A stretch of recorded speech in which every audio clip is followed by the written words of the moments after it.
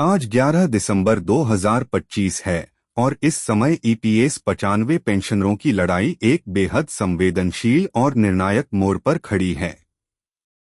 यह मंच केवल सूचना देने की जगह नहीं, बल्कि आपकी हर चिंता, उम्मीद और संघर्ष का साझा घर है। जो साथी अभी तक इस परिवार से नहीं जुड़े हैं, उनसे एक विनम्र आग्रह है, सदस्यता लेकर, सूचना घंटी सक्रिय करके और वीडियो को लाइक व शेयर करके इस जागरूकता अभियान का सक्रिय हिस्सा बने, ताकि आपकी और आपके जैसे लाखों पेंशनरों की आवाज और बुलंद हो सके। सबसे पहले उस कड़वी लेकिन आवश्यक सच्चाई पर बात करनी होगी जिसने इस पूरे संघर्ष को और उलझा दिया है, झूठी व भ्रामक सूचनाओं की बाढ़। रोज आपके मोबाइल पर, यूट्यूब के फीड में, व्हाट्सएप की स्टेटस और ग्रुपों में ऐसी सुर्खियां चमकती हैं। ऐतिहासिक फैसला, कल से मिलेगी बढ़ी हुई पेंशन, सुप्रीम कोर्ट ने दे दिया बड़ा आदेश, अब हर पेंशनर को 7,500 प्लस डीए पक्का।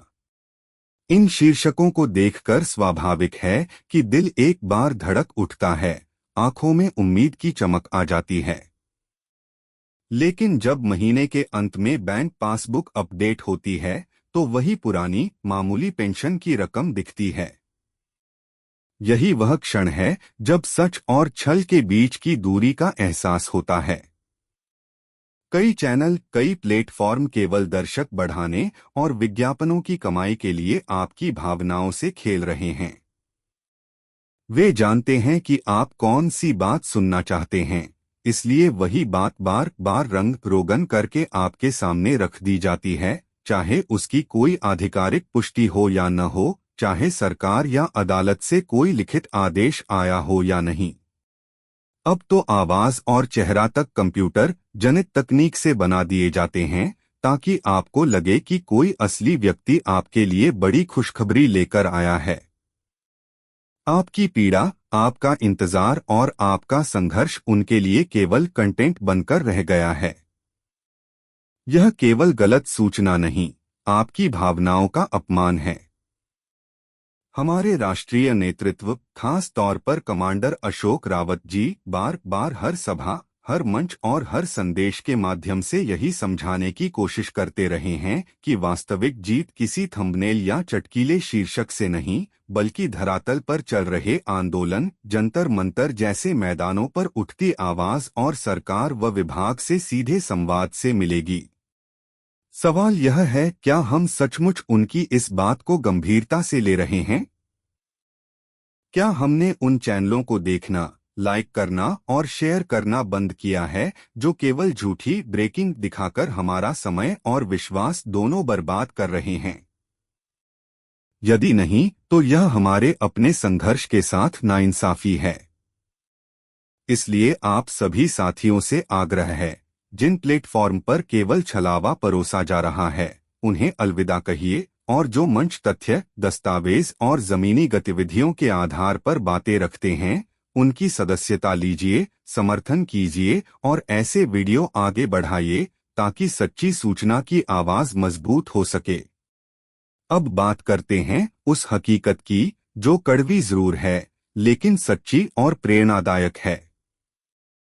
देश के कई कोनों में ईपीएस 95 पेंशनरों की वास्तविक जंग निरंतर चल रही है और हाल के दिनों में गुजरात इस संघर्ष की अगुवाई करते हुए एक नया अध्याय लिखता दिख रहा है।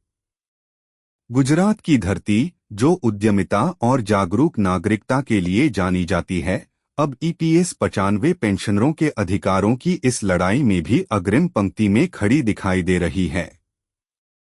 विश्वसनीय सूत्रों से मिली जानकारी के अनुसार गुजरात डेयरी विकास निगम की ओर से एक महत्वपूर्ण आह्वान जारी किया गया है, जिसमें आगामी 3 और 4 दिसंबर को नई दिल्ली के जंतर मंतर पर राष्ट्रीय संघर्ष समिति के विशाल कार्यक्रम में अधिकतम संख्या में भाग लेने का आग्रह किया गया था। यह केवल एक औपचारिक पत्र नहीं, बल्कि गुजरात के पेंशनरों की सामूहिक चेतना और दृढ़ संकल्प की अभिव्यक्ति है। इस पूरे अभियान को जमीनी स्तर पर मजबूत करने में संलग्न कर्मचारी एवं निवृत्त कर्मचारी समन्वयक लोक संस्था की भूमिका भी अत्यंत महत्वपूर्ण है, जिसका केंद्रीय संचालन महाराष्ट्र के बुल्ढाणा से होता है और जो कच्छ गुजरात क्षेत्र में भी सक्रिय है। गुजरात में इस मुहिम की कमान 2 वरिष्ठ और समर्पित नेताओं के हाथों में है, श्री R.S.C. पटेल और श्री B.K. चौहान। ये नाम अब केवल व्यक्तियों के नहीं बल्कि प्रतीक बन चुके हैं, प्रतीक धैर्य का, संगठन क्षमता का और अपने साथियों के लिए संपूर्ण समर्पण का। उम्र और स्वास्थ्य की चुनौतियों के बावजूद वे स्वयं दिल्ली जाने की तैयारी कर रहे हैं, मीटिंगों का आयोजन कर रहे हैं, जिलों में संदेश पहुंचा रहे हैं और यह सुनिश्चित करने की कोशिश कर रहे हैं कि गुजरात से अधिकतम पेंशनर इस ऐतिहासिक आंदोलन में शामिल हों। जो साथी इस प्रयास को सलाम करते हैं, उनसे निवेदन है, इस तरह की सच्ची खबरों को अपने सभी ग्रुपों में शेयर करें और चैनल को सब्सक्राइब करके ऐसे नेताओं के संघर्ष को और मजबूती दें। इन नेताओं द्वारा जारी संदेश में जो शब्द लिखे गए, वे इस संघर्ष की गहराई को पूरी तरह व्यक्त करते हैं। नरम निवेदन, सह प्रयास, श्रद्धा, विश्वास, संपर्क, संकल्प, सहकार, सहयोग और समर्थन से चल रहा यह पेंशन का शुभ अभियान, सबका साथ, सबका काम, हम सबका हक और सबसे अहम पेंशन के न्याय के लिए यह आखिरी मौका है। इस आखिरी मौके वाले वाक्यांश पर विशेष रूप से विचार करने की जरूरत है। यहाँ यह संकेत है कि यदि इस दौर में पेंशनरों की आवाज प्रचंड रूप से नहीं उठी, यदि इस समय एकजुटता पूर्ण रूप से नहीं दिखी, तो आगे लड़ाई और कठिन हो सकती है। इसलिए जो साथी अभी भी देखते हैं, आगे देखेंगे कि मानसिकता में हैं, उनसे विनती है, केवल स्क्रीन पर देखकर संतोष मत कीजिए। जहां तक संभव हो, जमीनी स्तर पर अपना योगदान दीजिए। कम से कम अपने आसपास के पेंशनरों तक सही सूचना पहुंचाइए और इस मंच से जुड़कर अपनी उपस्थिति दर्ज कराइए। अब चलते हैं महाराष्ट्र की ओर, जहां बुल्ढाणा शहर पिछले कई वर्षों से एक अनोखे और अदम्य संकल्प का साक्षी बना हुआ है।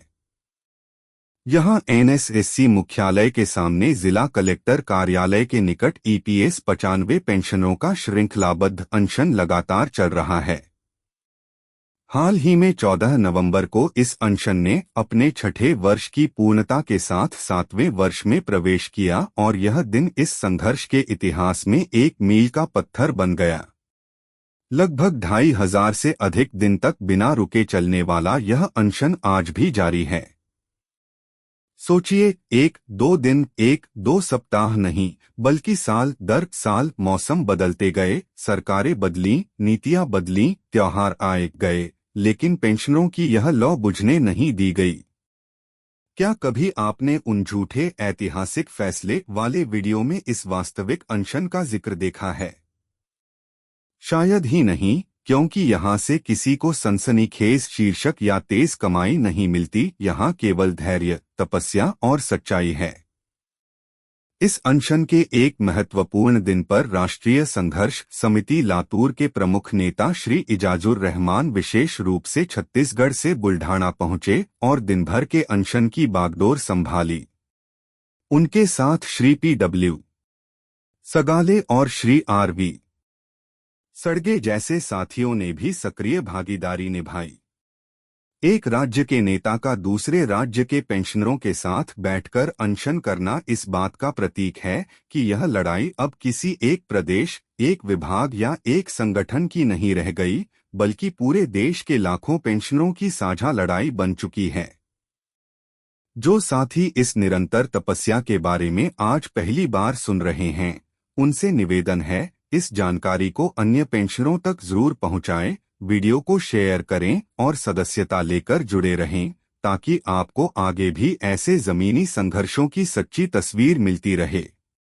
इधर गुजरात, महाराष्ट्र, कच्छ, बुल्ढाणा अपनी अपनी जगह इतिहास लिख रहे हैं, तो उधर उत्तर प्रदेश, मध्य प्रदेश, राजस्थान, बिहार, झारखंड, आंध्र प्रदेश, तेलंगाना और अन्य अनेक राज्यों में भी EPS 95 पेंशनरों के बीच जागरूकता की लहर तेजी से फैल रही है। लोग समझ चुके हैं कि अकेले बिखरे लड़ने से कोई बड़ा परिणाम नहीं निकलेगा। असली ताकत सामूहिक एकजुटता में है और यही एकजुटता 3 और 4 दिसंबर को नई दिल्ली के जंतर मंतर पर खुलकर सामने आनी थी, जहां देश के कोने कोने से पेंशनर, उनके प्रतिनिधि और समर्थक पहुंचने की तैयारी में थे। जो साथी उस समय स्वास्थ्य, दूरी या परिस्थितियों के कारण नहीं पहुंच सके, उनके लिए भी यह संदेश जरूरी है। आंदोलन केवल मैदान में मौजूद लोगों का नहीं, बल्कि उन सब का है जो सही सूचना साझा करते हैं, झूठी खबरों का प्रतिरोध करते हैं, दस्तावेज ठीक रखते हैं और अपनी अपनी जगह से समर्थन की आवाज उठाते हैं। आज 11 दिसंबर 2025 को यह पूरा विमर्श केवल जानकारी देने के लिए नहीं, बल्कि आपको भीतर से जगाने के लिए है। आपको यह समझाने के लिए है कि यह समय केवल देखने का नहीं, बल्कि निर्णय लेने का समय है। कौन से मंच को आप अपना भरोसा देंगे, किस सूचना को आगे बढ़ाएंगे, किन लोगों के साथ खड़े होंगे। आपसे एक बार फिर विनम्र निवेदन है, यदि इस विस्तृत चर्चा ने आपको सोचने पर मजबूर किया हो, यदि आपको लगा हो कि यहाँ केवल सच्चाई, संघर्ष और तथ्य आधारित बातें रखी जाती हैं, तो वीडियो को लाइक कीजिए, अपने सभी पेंशनर साथियों व परिवार के कमाने वाले सदस्यों के साथ शेयर कीजिए और चैनल को सब्सक्राइब करके इस सत्य आधारित जागरूकता परिवार का हिस्सा बनिए।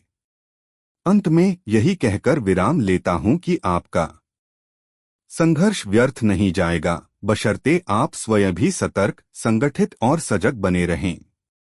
झूठी खबरों से सावधान रहिए, असली दस्तावेज और आधिकारिक आदेशों पर भरोसा कीजिए और अपने अधिकारों के लिए सकारात्मक, संवेदनशील और अनुशासित तरीके से प्रयास करते रहिए। आपका धैर्य, आपका विश्वास और आपकी एकजुटता ही इस आंदोलन की सबसे बड़ी ताकत है। आपका बहुमूल्य समय देने के लिए तहे दिल से धन्यवाद।